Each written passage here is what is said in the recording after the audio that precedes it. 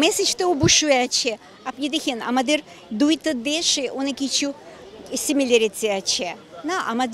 আমাদের যুদ্ধের মধ্যে আমরা 26 মিলিয়ন পিপল হারাইছে, আপনার দেশে আপনি 1 মিলিয়ন হারাইছে, কিন্তু 1 মিলিয়ন তো কম না। চিন্তা করেন 1 মিলিয়ন মানুষ।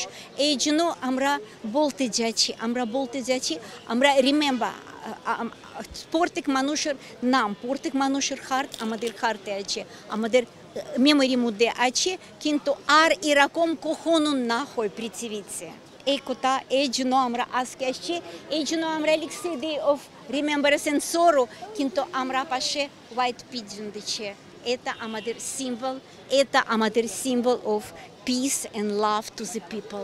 আমি মনে করি এটা সব কালচারের মধ্যে আছে। আমরা যখন মৃত মানুষের জন্য কথা বলি তখন আমরা মোম জ্বালাই।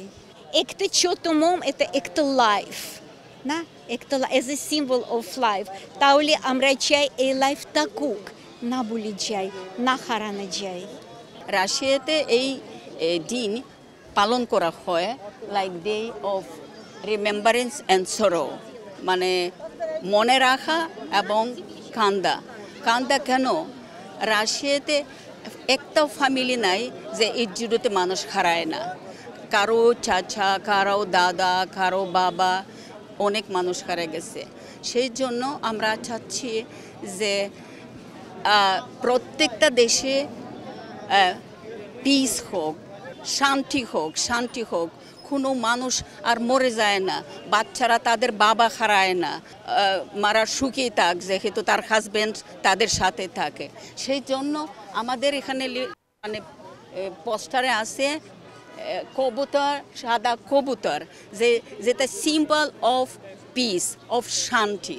আজকে আমরা যা স্মরণ করিয়ে দেওয়ার জন্য আমরা এখানে আমাদের উপস্থিতি, যাতে আমাদের বাংলাদেশের মানুষ জানতে পারে যে এরকম একটা যুদ্ধ হয়েছিল, সেকেন্ড ওয়ার্ল্ড ওয়ার কবে শুরু হয়েছিল সেটাকে স্মরণ করিয়ে দেওয়ার জন্য। আর আমরা সবাই শান্তির জন্য, শান্তির বার্তা সবার কাছে পৌঁছে দেওয়ার জন্য, যে আমরা ভবিষ্যতে যুদ্ধ থেকে বেরিয়ে আসব, যেখানে যে দেশে যেখানে হয়ে থাকুক না কেন। এটাই আমাদের মেন উদ্দেশ্য।